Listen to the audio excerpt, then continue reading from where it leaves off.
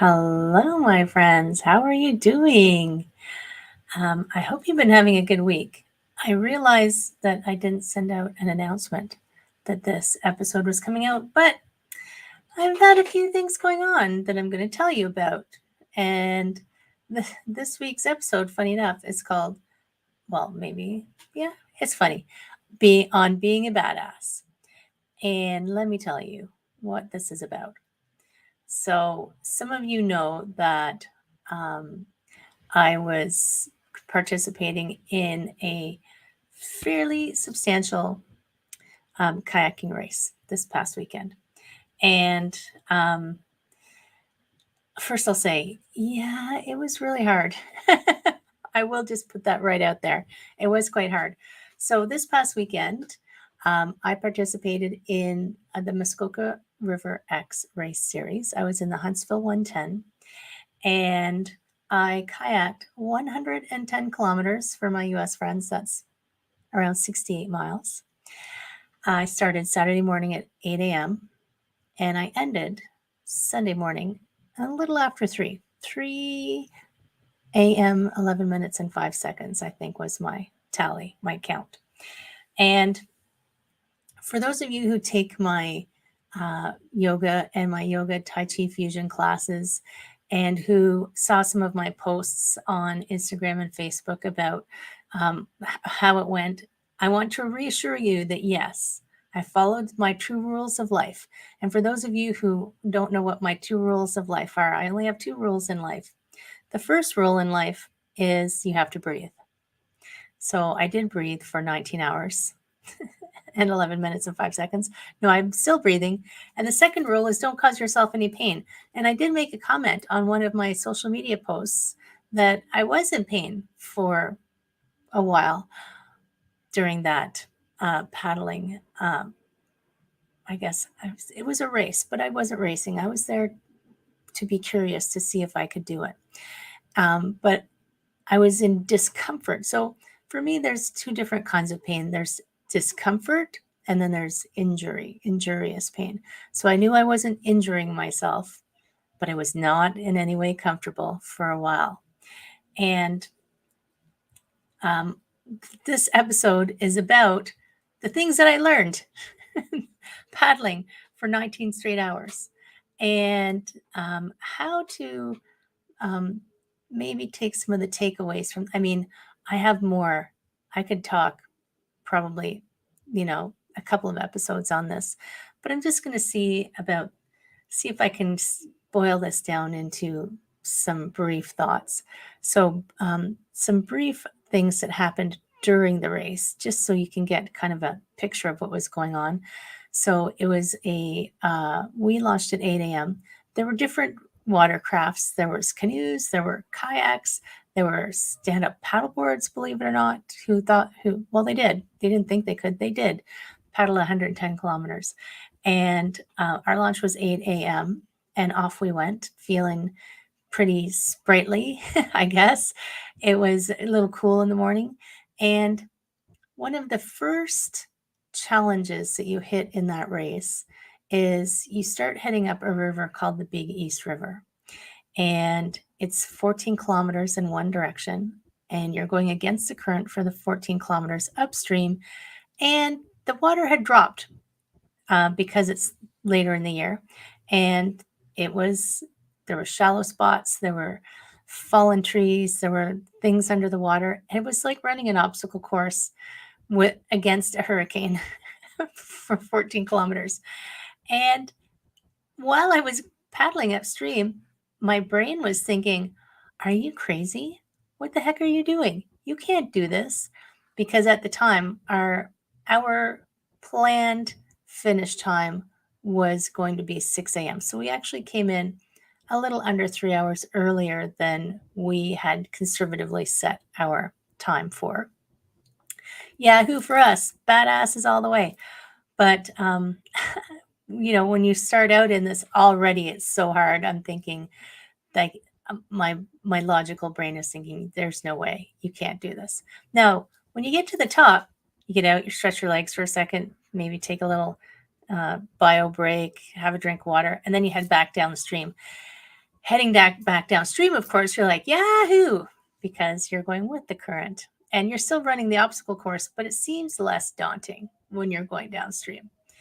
And that was just the first leg. So once that first leg was over, I actually felt, I was not in a cocky way, but I was like, yeah, I can do this. I can keep doing this. I'm going to keep going. This is going to be okay. It's going to be okay. And I feel like when we're going through any goal that we set in life, anything we want to achieve, doesn't matter what it is.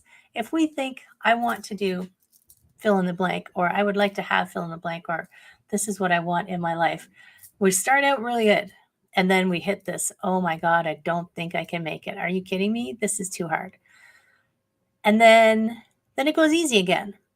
And then what happens? Because we think, oh, the hard part's over. Yeah, it's probably not. So I was doing fine. We were navigating in the dark. I'm going to tell you some things, lessons learned about all that stuff. But navigating in the dark it's a challenge, my friends. We use our eyes a lot.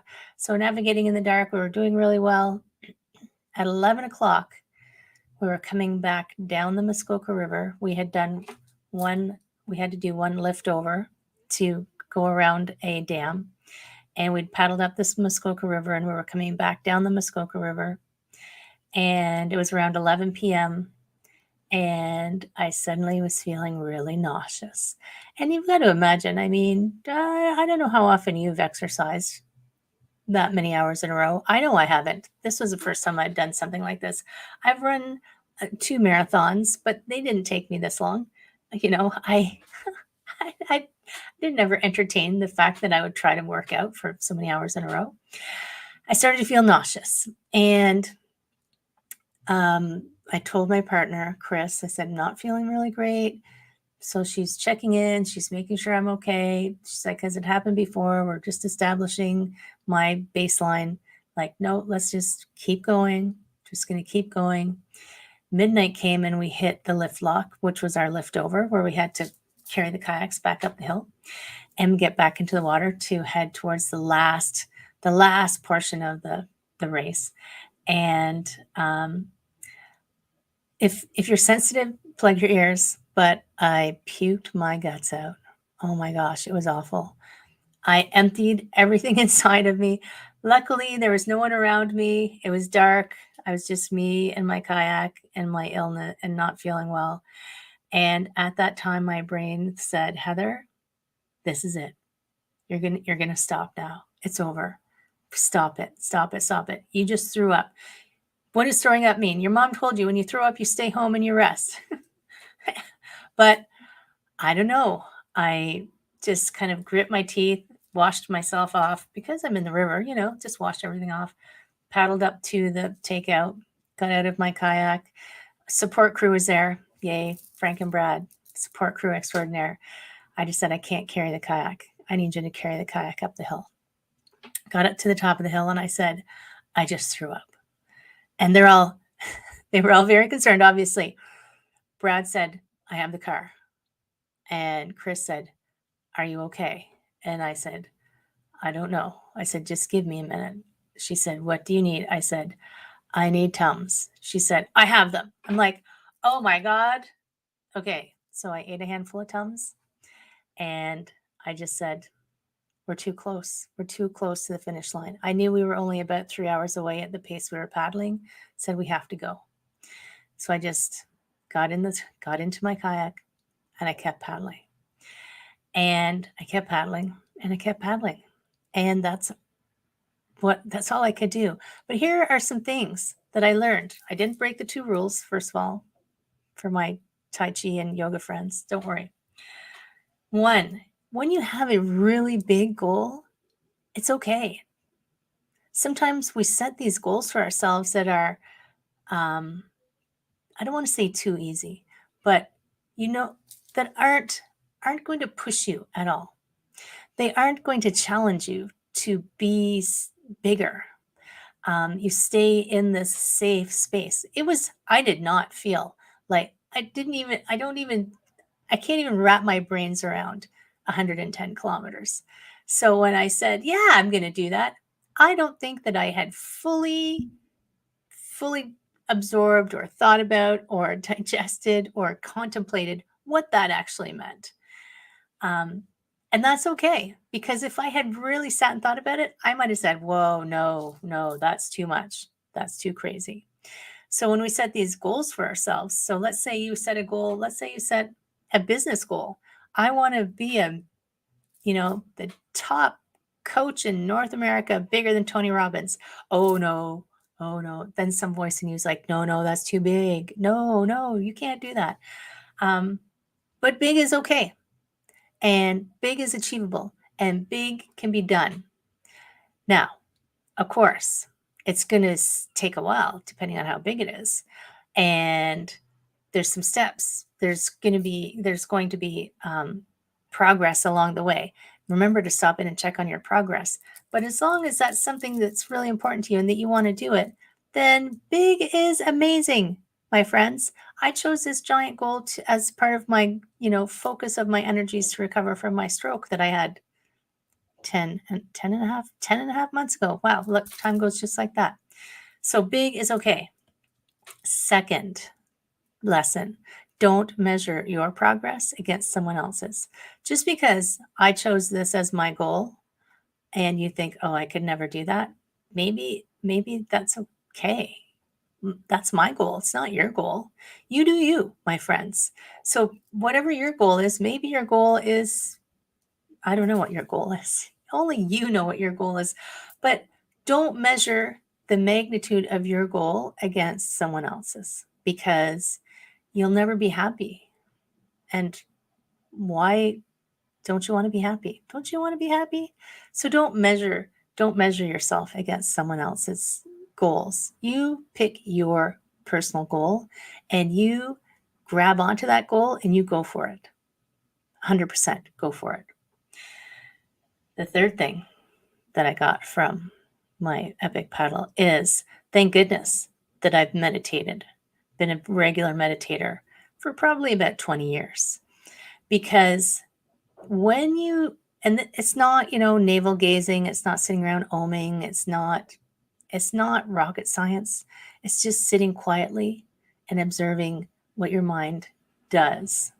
Because our mind thinks it's in charge. It runs all over the place. It's often referred to as the monkey mind. If you ever sat and looked at your thoughts for even 5 minutes, you would think, oh my goodness, someone's let like a wild animal loose in my brain.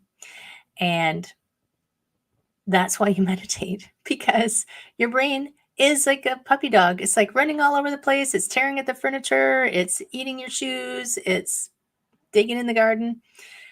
But it can be trained to sit and be quiet and be calm. So that is what I did, especially when I was at my most low point, I guess, where I was struggling the most.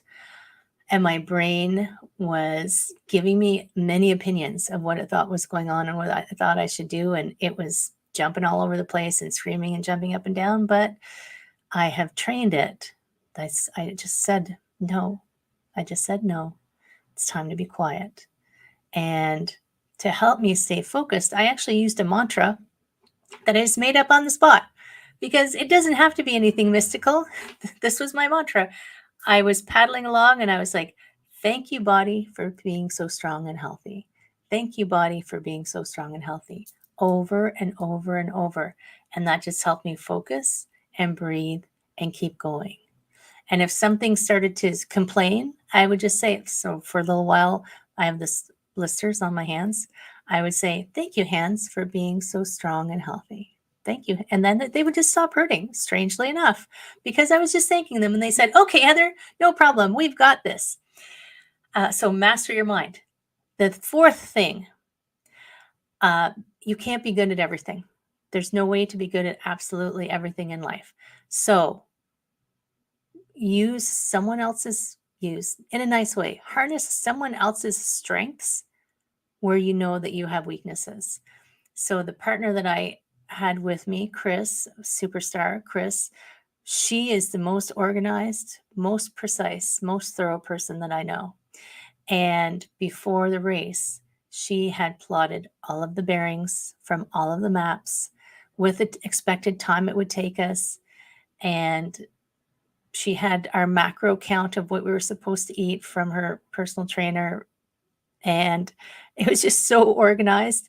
And of course, I was so busy up to the event with other things that she was so organized. She was doing things that I hadn't even thought of. I'm like, that is brilliant. That is brilliant. So anything in life that you're trying to achieve, you can't know how to do everything. So, and there's going to be areas where, especially if you're trying to do something that you haven't done before and that's out of your zone of genius, bring in a genius. I brought in a genius to help me. And I would say 100% that was part of the success of completing the 110 kilometers, was because I brought in someone who had some amazing strengths and helped. And the last thing, and this is kind of a twofer because it also involves Chris, is when you're going on some big giant journey to a big giant goal, bring a friend. Because when I hit those points where I was tired, and when you're tired, you have a little more trouble controlling what your thoughts are doing, and it knows that you're in a weak spot, and it knows how to get you. It knows your buttons, and it starts pushing your buttons. Having someone there who can still help you along the way, be the person who's strong while you're faltering, be the person who says, yeah, we can do this. Let's keep going. Let's focus. Let's just march on. Having that person there is, oh my gosh, so awesome. It was so good because, if you've ever run a marathon, they have pace bunnies, which is the person with the time on their back that, if you want to do 4 hours, you follow the 4-hour pace bunny. So I told Chris, I said, you are my pace bunny because I just need to keep you in my sight and breathe and paddle. And I know that I will finish because I know that you are there and I'm just borrowing your energy for this time. So not only did I borrow her brains, I also borrowed her energy, which is, it's all good. Nobody's, if you go back to a previous episode, I can't remember what it was called. No person is an island. No person achieves greatness on their own. Everybody is got friends and colleagues and supporters, and that's a good thing. That's how we are designed as humans. We are an intricate network, and that's outstanding because we can help each other. So, my friend, your takeaway from today: set your big, hairy, audacious goals. Set something so big you think it's impossible. As long as it's not like learning to, jump off a cliff and be able to fly or something. But, they have those flight suits. But anyways, I digress. As you can see, I am easily distractible. Set that big goal. Pick it. I mean, tomorrow is the first day of fall. While I'm recording this, tomorrow is the first day of fall. And September always feels like a new year to me. So pick a new goal for the last 3 months. Pick a new goal for the next 12 months. Pick a big goal that you don't know when you're going to meet it, but you know the steps to get there. So pick it. Don't measure your goal against someone else's. Make sure it's your goal, not something someone has told you that you should do. Is it something you actually want to do? Master your mind for the hard spots. When the going gets tough, get a mantra, take some breaths. Use someone else's strengths. If you're faltering somewhere and you know that you need some help, ask for help. Bring a friend. That's the last one. Bring a friend. And I made a comment in the coaching group that I'm in it's reasons like this is why I coach people, because I know when you hit that point where you're just like, I just need someone to see the end zone. I can't see it. That's what coaching is for, to help you along the way, right? So that's why coaching is so freaking rewarding, my friends. Those are my lessons on being a badass. I don't think I'm a badass. I think I just decided I wanted to do something and I went out and did it. But some people along the way told me, Heather, that was pretty badass. So if you got anything from this episode, send me a comment, subscribe, comment, like, share, all those things that you're supposed to do with podcasts. And this Friday is Rebecca Saltzman, who's going to talk to us about I seem to keep talking about how to save the world, but this is on decluttering your mind. We're talking about the mind and getting yourself organized. My friends, until next time, take care of yourself, set those big fat goals, and take that first step. Take care. I will talk to you soon.